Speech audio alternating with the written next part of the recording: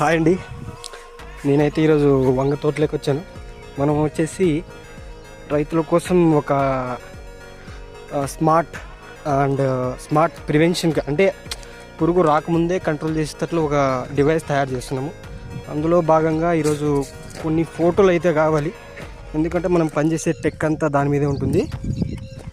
దానికోసం మనమైతే కొన్ని పంట స్థితి ఎలా ఉంది, పంట రక్షణ, దీనికోసం డేటా అయితే మనకు కావాలి. దానికోసం అయితే పొలంలోకి వచ్చాము. Let's see.